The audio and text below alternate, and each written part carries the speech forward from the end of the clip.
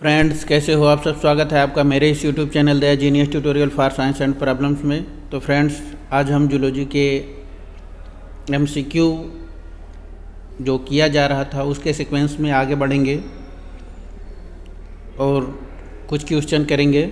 आइए स्टार्ट करते हैं। What is human heart made up of? मनुष्य का हृदय किससे बना होता है? Tissues, muscle, skin, bone. Hindi में बोले तो ऊतक, मांसपेशी, त्वचा या फिर हड्डी।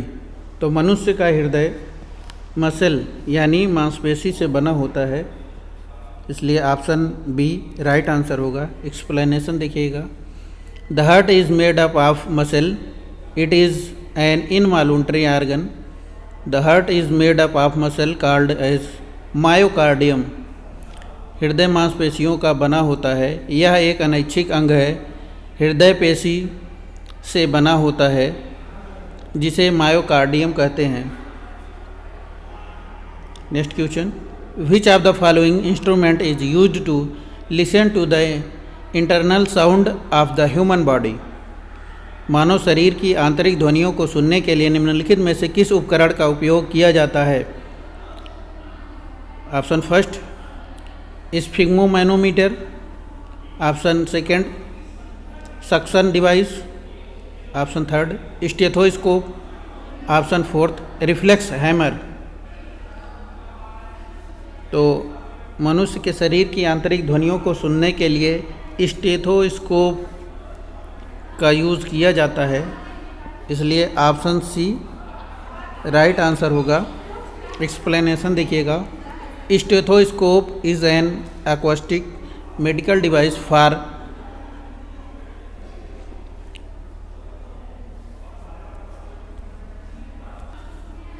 auscultation. It has a small disc-shaped resonator that is placed against the chest and two tubes connected to earpieces.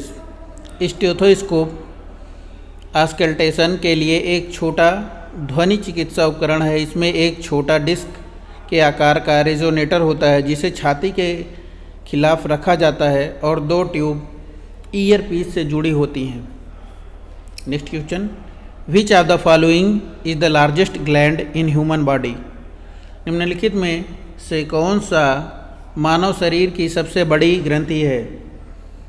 Thymus, kidney, liver या फिर पैंक्रियास? तो लीवर जो होता है ये मनुष्य के शरीर की सबसे बड़ी ग्रंथि होती है, इसलिए ऑप्शन सी राइट आंसर होगा। एक्सप्लेनेशन देखिएगा।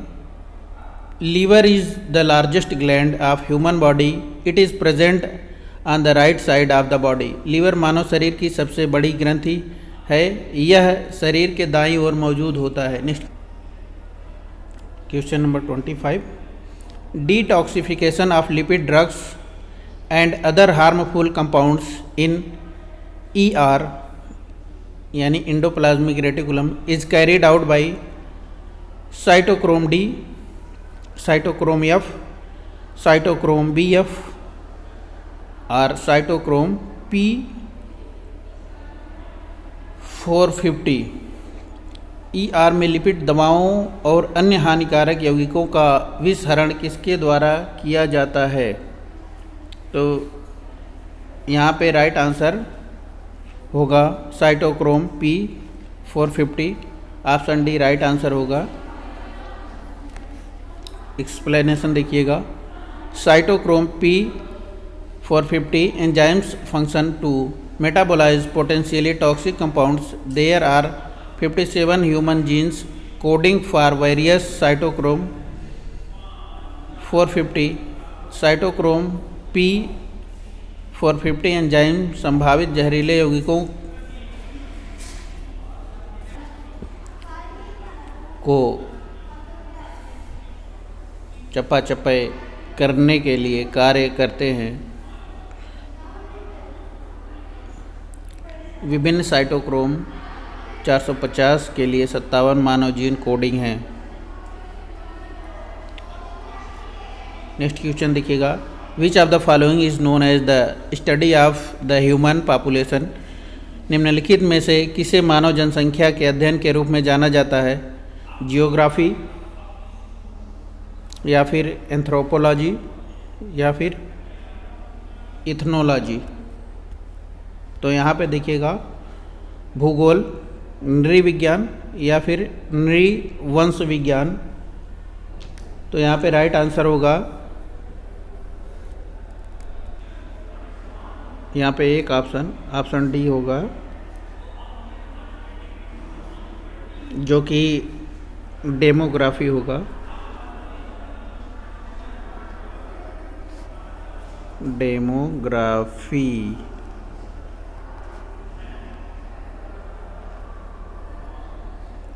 और यही राइट आंसर होगा, यानी ऑप्शन डी राइट आंसर होगा। नेक्स्ट क्वेश्चन पे चलते हैं।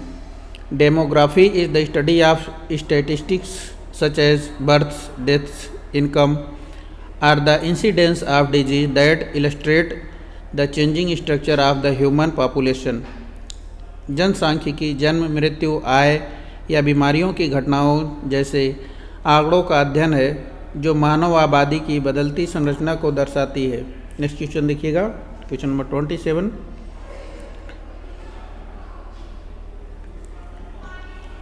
Which of the following type of placenta is found in humans? Option a discoidal, option b zonary, option c diffuse. मनुष्यों में निम्न में से किस प्रकार की अपरा पाई जाती है?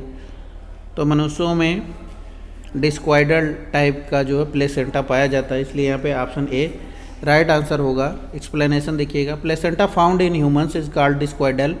It is placenta in which the chorionic villi are arranged in a circular plate. मनुष्यों में पाए जाने वाले प्लेसेंटा को डिस्क्वाइडल कहते हैं। यह एक प्लेसेंटा है जिसमें कोरियोनिक विलाई को एक गोलाकार प्लेट में व्यवस्थित किया जाता है। नेक्स्ट क्वेश्चन देखिएगा। विच of the following helps human sperm with locomotion. निम्नलिखित में से कौन सा मानव शुक्राणु को हरकत में मदद करता है? फ्लैजिलम या फिर बेसल बॉडी। तो फ्लैजिलम जो होता है ये मूवमेंट में हेल्प करता है स्पर्म के, तो यहाँ पे राइट आंसर ए होगा, फ्लैजिलम। एक्सप्लेनेशन देखिएगा। Human sperms is haploid. Human sperm moves with the help of flagellum. It is found in the tail region of the sperm. मानव शुक्राणु अगुणित होता है। मानव शुक्राणु फ्लैजिलम की सहायता से गति करता है। यह शुक्राणु के पूंछ क्षेत्र में पाया जाता है। नेक्स्ट क्वेश्चन देखिएगा, question number 29। Division of human egg is, यानी मानव के अंडे का विभाजन कैसा होता है? होलोब्लास्टिक एंड इक्वल या फिर होलोब्लास्टिक एंड अनइक्वल। तो मानव अंडे का विभाजन होलोब्लास्टिक एंड अनइक्वल होता है, तो यहाँ पे ऑप्शन बी राइट आंसर होगा। एक्सप्लेनेशन देखिएगा। Division of human egg is holoblastic and unequal. Holoblastic cleavage is seen in the eggs containing moderate to sparse amount of yolk. Holoblastic cleavage is the complete division of an isolecithal or microlecithal egg into blastomeres. मानव शुक्राणु का विभाजन holoblastic और असमान होता है। मध्यम से विरल जर्दी वाले अंडों में होलोब्लास्टिक दरार देखी जाती है। होलोब्लास्टिक दरार एक आइसोलेसिथल या फिर माइक्रोलेसिथल अंडे का ब्लास्टोमेरस का पूर्ण विभाजन है। क्वेश्चन नंबर 30 लास्ट क्वेश्चन होगा। विच of the following is the inner most layer of the human आई। निम्नलिखित में से कौन सा मानव आँख की सबसे भीतरी परत है? रेटिना या फिर कोरोइड। तो रेटिना जो होती है ये मानव आँख की सबसे भीतरी परत होती है, इसलिए यहाँ पे ऑप्शन ए राइट आंसर होगा। एक्सप्लेनेशन देखिएगा। Retina is the inner most layer of human I. It is light sensitive layer. The retina converts the light rays into the impulses that travels through the optic nerves to the brain where they are interpreted the image we see. Retina मानव आँख की सबसे भीतरी परत है। यह प्रकाश संवेदनशील है। रेटिना प्रकाश किरणों को आवेगों में परिवर्तित करता है जो ऑप्टिक तंत्रिका के माध्यम से मस्तिष्क तक जाते हैं, जहां उनकी व्याख्या उस छवि के रूप में की जाती है जिसे हम देखते हैं। तो वीडियो कैसा लगा? अगर वीडियो अच्छा लगा हो तो चैनल को सब्सक्राइब करें, लाइक करें। Thank you, love you all friends.